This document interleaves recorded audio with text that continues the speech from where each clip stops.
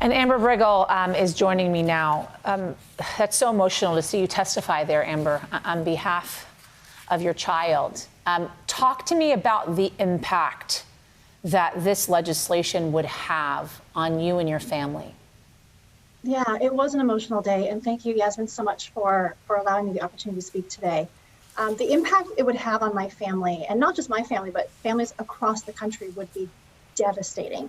This is life-saving, medically necessary care for trans kids everywhere. And these legislators need to stay in their lane and get to the real business of COVID relief and getting vaccines out. And like here in Texas, there were like over 100 people that died when the electrical grid failed. Like maybe we could fix ERCOT. Maybe we could regulate that instead of regulating transgender bodies, right? It's utterly astounding to me just how little comprehension these legislators have when it comes to raising a transgender child. Like, I remember what it was like before my son was able to transition. I remember how sad he was, his low self-esteem, the way he would shrink when people would misgender him and call him a girl because he wasn't, right?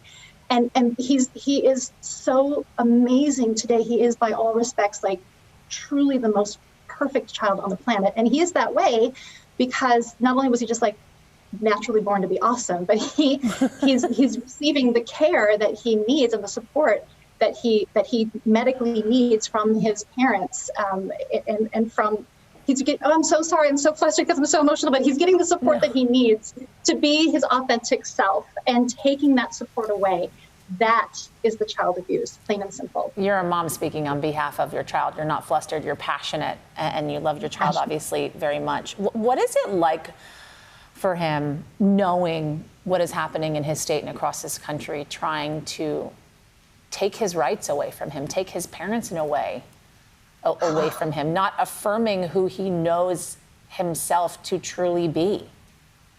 Yeah. I worry about him. We went to a rally in my town on Wednesday. My own state legislator, who knows my family personally and has shook my son's hand, signed on to basically a companion bill in the House, which was atrocious and gross. And so I organized a rally, and my son, bless him, he could have made a sign that said something like, protect trans kids or trans lives matter, whatever it is. He made a sign that stood up for my rights, right? His sign said, "My parents are not child abusers." It was heartbreaking. And so I worry about him. I do. I worry about him a lot, like any parent would, worry about the mental health of their child.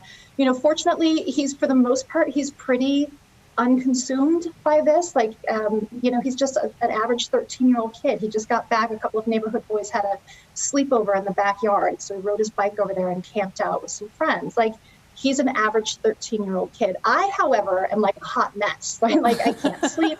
I can't focus on things. I have to remind myself to eat. I actually had to file a police report last week over some multiple threatening voicemails listing all the ways that I should die.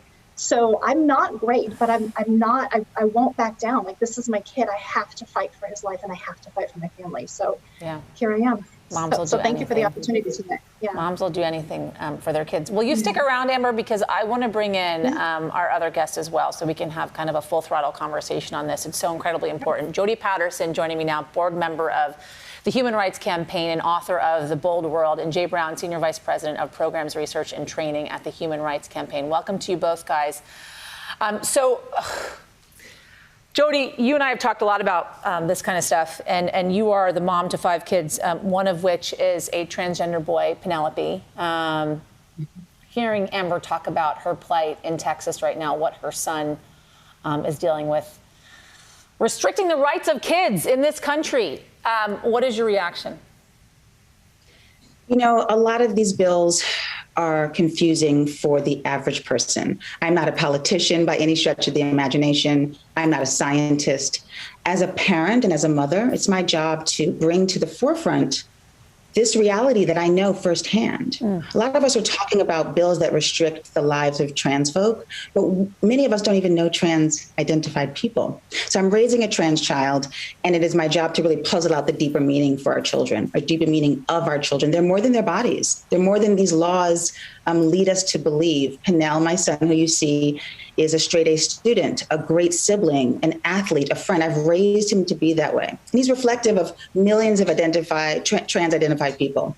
And so when we start talking about the laws of trans people, it's my duty to bring this truth that I know to the forefront so that we can think before we write these bills. And it's really a re-education, Yasmin, of an entire community. I share my story all the time, not to make us more vulnerable, but so that there's an understanding behind all of this complicated political jargon. These are real folks that we're talking about, real children, and to not see them is the real crime.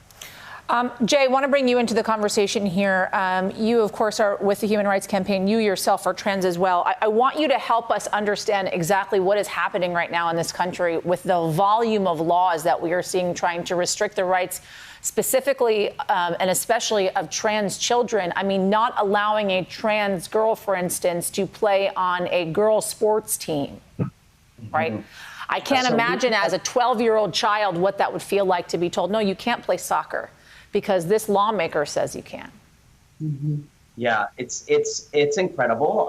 What we're seeing right now are a wave of anti-LGBTQ bills coming at us. We have more than 125 anti-trans bills, particularly. These are on a variety of issues, but mostly around either sports or medical care.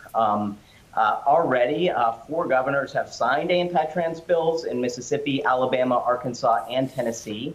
And in South Dakota, the governor there tried to have it both ways with the veto and then executive orders that essentially did the same thing.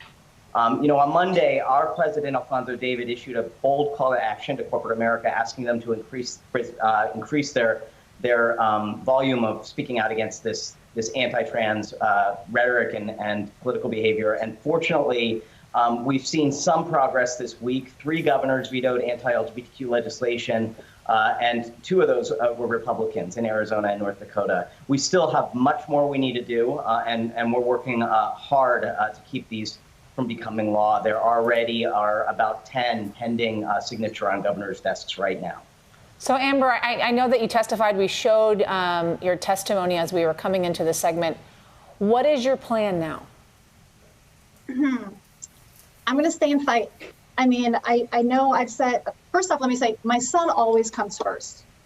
If it comes to it, we will move.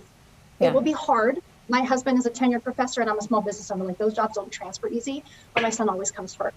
But as Jay just pointed out, show me on that map where my family will be safe. No place is safe until every place is safe. And just because your state doesn't have this legislation pending yet, that doesn't mean that tomorrow they won't, right? So I need to stand and fight. I cannot, like, what other choice do I have but to fight for my family in the place where we live? I think it's really privileged when people ask me, like, why don't you move? And my question is, like, why don't you help? Right? Yeah. That should be the question we're asking. Why are they doing this? Why are grown adults doing this to children? That is the question. Yeah, that's a good response. I'd be like, why don't you move? Yeah. Yeah. Why don't you move to Texas and help me out? It's that easy. Yeah, help. That's good. Amber Briggs, thank you so much. I hope you come back as we continue to cover this story.